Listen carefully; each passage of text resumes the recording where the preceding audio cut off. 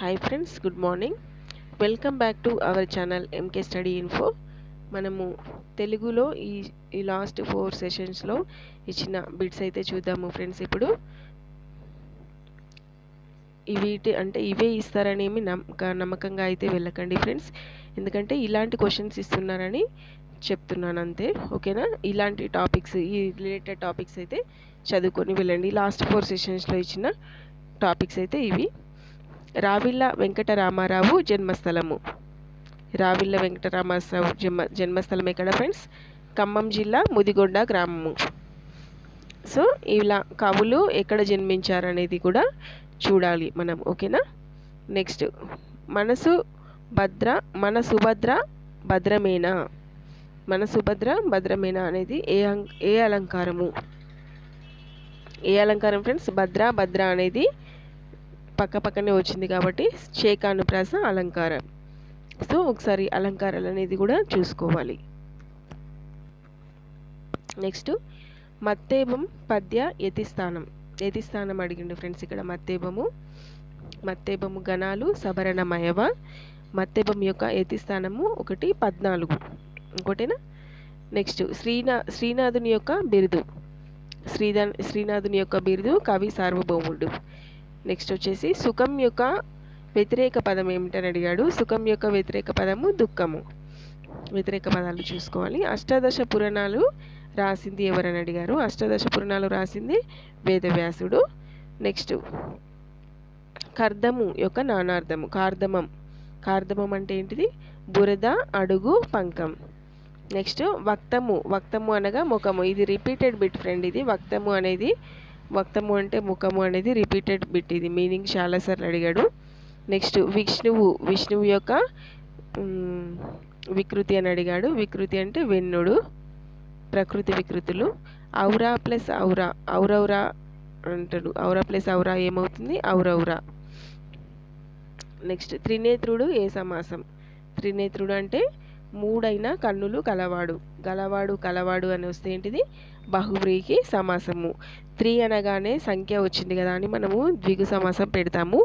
So అది ద్విగు సమాసం కాదు. గలవాడు అని వస్తే బహువ్రీహి సమాసం. నెక్స్ట్, దాశరథి శతకము రచించింది. శతకాలు శతక రచయితలు. ఇవన్నీ కూడా నేను మీకు వీడియోస్లో చెప్పాను ఫ్రెండ్స్, ఓకేనా. ప్రీవియస్ మన తెలుగు వీడియోస్ ఉన్నాయి చూడండి, అందులో ఇవన్నీ బిట్స్ కూడా ఉన్నాయి. దాశరథి శతకాన్ని రచించింది కంచెర్ల గోపన్న. నెక్స్ట్, చంద్రమౌళీశ్వర శతకాన్ని రచించింది ఇమ్మడి చెట్టి చంద్రయ్య. అబల జీవితం అనే కథను రాసింది ఎవరని అడిగారు. పివి నరసింహారావు. ఈయన కాకతీయ అనే పత్రిక కూడా రాశాడు. అలాగే 1000 పడగలు అంటే సహస్రఫన్, అది హిందీలోకి అనువదించాడు. అది కూడా ఈయననే రచించాడు. నెక్స్ట్, తెలంగాణ కవి కోకిలలు ఎవరు? వేముగంటి నరసింహాచార్యులు అండ్ మామిళ్ళ రమాగౌడ్. నెక్స్ట్, గృహం పదానికి వికృతి. గృహం అంటే గీము. నెక్స్ట్ వచ్చేసి కందపద్యం యొక్క గణాలు అని అడిగాడు. కందపద్యం యొక్క గణాలు నల, గగ, బజస. నెక్స్ట్, శిఖ వికృతి. శిఖ అని వికృతి అడిగాడు. శిఖ అంటే సిగ. మలయ మారుతాలు రచన చేసింది సామల సదాశివ. ఫ్రెండ్స్, మీ ఫ్రెండ్స్ ఎవరైనా టెట్ రాసే వాళ్ళు ఉంటే వాళ్ళకి ఇది షేర్ చేయండి ఫ్రెండ్స్. అలాగే వీడియోని లైక్ చేయండి, మన ఛానల్ని సబ్స్క్రైబ్ చేసుకోండి ఫ్రెండ్స్, ఓకేనా. నిలువుటద్దం అనేది ఏ సంధి? నిలువు ప్లస్ అద్దము అంటే టా అనేది అక్కడ ఆగమంగా వచ్చింది కాబట్టి నిలువుటద్దము టుగాగమ సంధి, ఓకేనా. పరమౌషధం అనేది పరమ ప్లస్ ఔషధము వృద్ధి సంధి. సో సాత్వికుడు అనగా అర్థం ఏమిటి? సాత్వికుడు అంటే సాత్వగుణం, మంచి గుణం కలిగినవాడు. నెక్స్ట్, విద్యాలయము. విద్యా ప్లస్ ఆలయము. విద్యాధనము ఏ సమాసం అని అడిగాడు. విద్యాధనం అంటే రూపక సమాసము. పలుకుబడుల భాష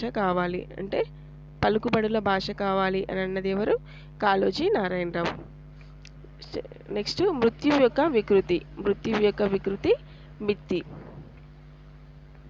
నెక్స్ట్ వచ్చేసి దేవులపల్లి రామానుజరావు గారి వ్యాసము.